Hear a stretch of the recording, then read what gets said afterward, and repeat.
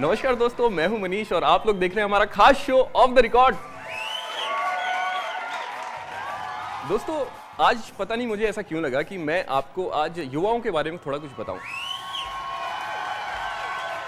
देखिए, आजकल का जो युवा है वो बहुत ही ज्यादा मेहनती है, बहुत ही ज्यादा जागरूक है, एक ऐसी शक्ति है जिसे कोई उल्लू नहीं बना सकता, है ना।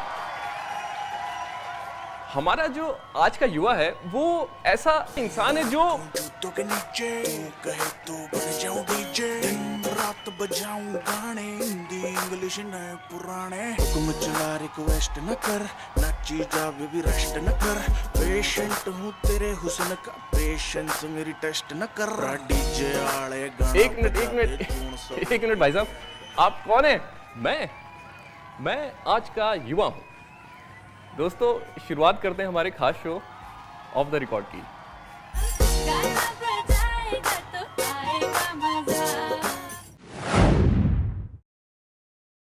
तो दोस्तों, शुरुआत करते हैं सीएम सचिवालय की कुछ ऑफ द रिकॉर्ड बातों से। तो हुआ क्या कि अरे तुम जाओ यार। अब आगे क्या हुआ वो आप खुद ही देख लीजिए। ये है अपने प्रदेश के मुखिया, अपने प्यारे मुख्यमंत्री मनोहर लाल खट्टर साहब। हरियाणा सरकार को सही तरीके से चलाने के लिए ये क्या कुछ नहीं कर रहे हैं। महिला पुलिस थाने खुलवा दिए, सीएम विंडो खोल दी, नए नवेले आईएएस आईपीएस से वो लगातार मिलते रहते हैं। अब पब्लिक रिलेशन वाले इनके इन प्रयासों को ऐतिहासिक बता रहे हैं। ऐसा नहीं है कि सीएम साहब अकेले ही जोर शोर से मेहनत करने में लगे हुए हैं। इनके सचिवालय के लोगों से भी जितना कुछ बन पड़ता है, हरियाणा को आगे ले जाने में अपनी ओर से हर संभव योगदान दे रहे हैं। सीएम सचिवालय के एक अफसर के निजी स्टाफ वालों ने अपनी तरफ से सरकार की छवि को चार चांद लगाने में जो पहल की है, उसके लिए इनका सार्वजनिक तौर पर अभिनंदन तो किया जाना ही चाहिए। इन साहब के स्टाफ के लोग इतने भोले भाले, नेक, शरीफ, मेहनती, ईमानदार और साफ सच्चे दिल के हैं कि दिन दहाड़े ही ऑफिस के अंदर से कुंडी लगा लेते हैं।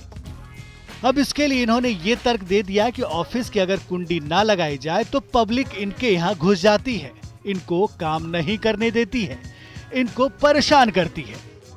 अब एक बात समझ में नहीं आती कि ये इतना टंटा ही क्यों करते हैं। पब्लिक का काम ही कर दें। अब भैया पब्लिक के काम नहीं होंगे तो फिर वो परेशान तो करेगी ही। अरे साहब, ये परेशानी कुंडी लगाने से नहीं बल्कि कुंडी खोलने से दूर होगी।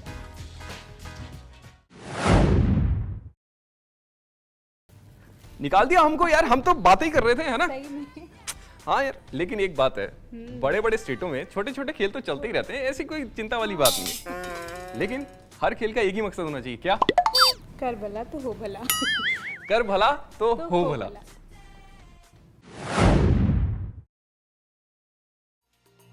मनोहर लाल खट्टर की सरकार में बड़े खेल होने पर रोक है, तो इसका ये मतलब हरगिज नहीं होना चाहिए कि छोटे खेल करने में मुंह मोड़ लिया जाए।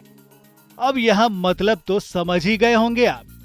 खैर छोड़िए, आगे की बात करते हैं। एक पॉजिटिव सोच वाले अधिकारी छोटे और बड़े कामों में कभी भेदभाव नहीं करते।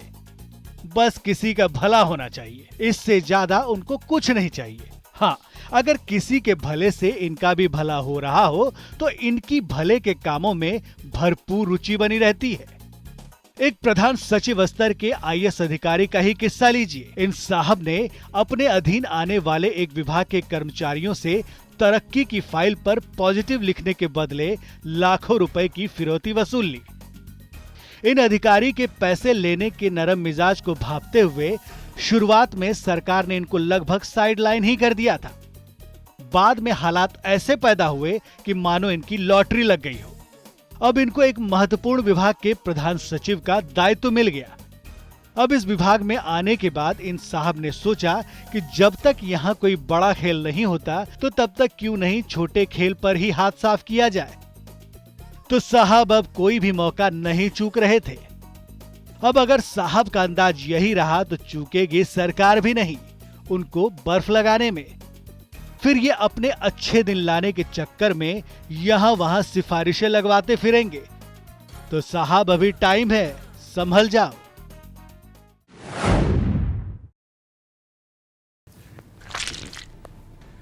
दोस्तों हमारा युवा तो पता नहीं कहां चला गया है।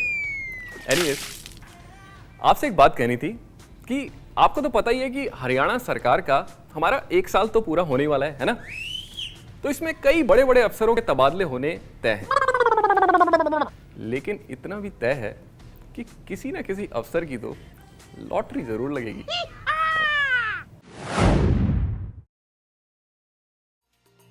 मनोहर लाल सरकार इसी महीने अपने 1 साल पूरी करने वाली है। तो ऐसा हो सकता है कि सरकार 1 साल पूरा होने का जश्न तो बाद में मनाएगी। पहले हरियाणा के कुछ शूरवीर अधिकारियों की फेरबदल कर सकती है। कुछ कम महत्व का काम संभाल रहे अफसरों के काम का वजन बढ़ाया जा सकता है और काम का वजन न संभालने वालों का वजन हल्का किया जा सकता है। केंद्र सरकार से डेपुटेशन पर वापस आई एक महिला आईएएस को भी पोस्टिंग मिलनी है। तो छुट्टी से वापस आए एक और अधिकारी हैं जिन्हें अपने पोस्टिंग का इंतजार है। चलिए दोस्तों, अब बात करते हैं सांसद मार्ग की। हमारी हरियाणा सरकार के सांसदों के खुद के क्षेत्र की सड़कों की हालत इतनी खराब है कि अब तो लोग भी पूछने लग गए हैं कि तरक्की जब आएगी तो आएगी, लेकिन तरक्की के रास्ते कब ठीक होंगे? आइए देख लेते हैं।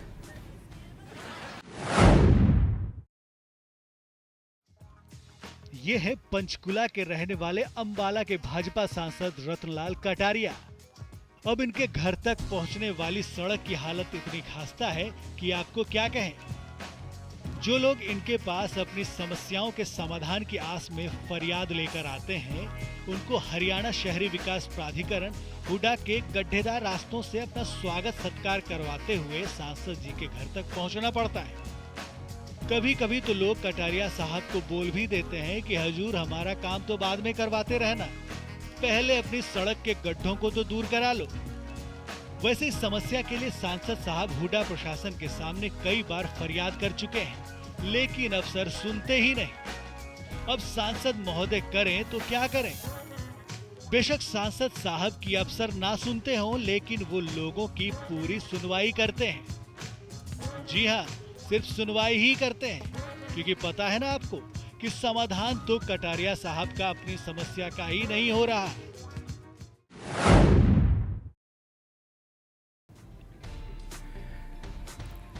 दोस्तों, हमारी हरियाणा सरकार के 2 पुलिस अधिकारियों ने ऐसी हाय तौबा मचा रखी है कि एक आरोप लगाता है तो दूसरा उसका जवाब देता है। लेकिन ये चीजें उनके सीनियर्स के लिए एक सिरदर्द बन गई की तरह।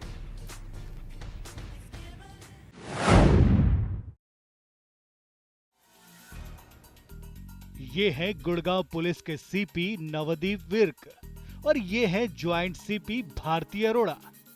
अब इन दिनों ये दोनों अफसर छाए हुए हैं मीडिया में, लेकिन किसी अच्छे कामों की वजह से नहीं, बल्कि अपने विवादों और तू मैं को लेकर। दोनों एक दूसरे पर मिसाइल दाग रहे हैं। दोनों एक दूसरे के खिलाफ धधकते सुलगते आग उगलते खत डीजीपी यशपाल सिंघल को लिख रहे हैं। भाजपा सरकार आने के बाद हरियाणा पुलिस ने अपराधियों पर शिकंजा कसने मामले में तो नेशनल मीडिया में इतनी सुर्खियां तो बटोरी नहीं है, लेकिन गुड़गांव में तैनात दोनों आईपीएस अफसरों के बीच जूतियों में दाल बांटने की खबर जरूर राष्ट्रीय महत्व का विषय बन बैठी है। जिस तरह से दोनों अफसरों ने खुल्लम खुल्ला एक दूसरे को गलत साबित करते हुए दो हाथ किए, वो निश्चित तौर पर अनुशासनहीनता के दायरे में आता है। सरकार ने ये दिखाया कि इस मामले में वो गंभीर है। हाई लेवल मीटिंग्स के दौर चले, ऐसा लगा कि विर्क और अरोड़ा दोनों का बोरिया बिस्तर गोल हो जाएगा, लेकिन ऐसा हुआ नहीं। हो सकता है कि सरकार को ऐसा लगा होगा कि अगर ऐसी ही छोटी छोटी बातों पर बलि लेने का रिवाज डाल दिया गया तो आने वाले दिनों में मुश्किलें खड़ी हो जाएंगी, उम्मीदें बढ़ जाएंगी।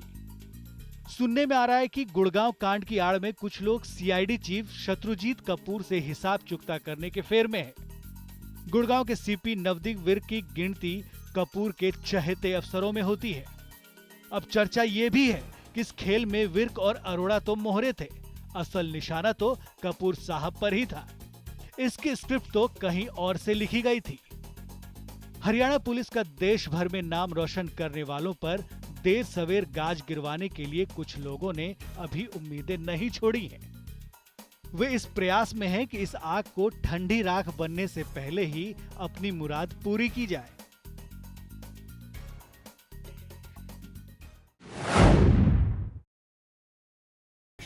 तो दोस्तों, आज के ऑफ द रिकॉर्ड में बस इतना ही। लेकिन जाने से पहले मैं आपसे बात कहना चाहता हूं कि युवा तो हमारे जैसा हो नहीं सकता, है ना? तो हमें युवा की तरह हो जाना चाहिए। क्यों?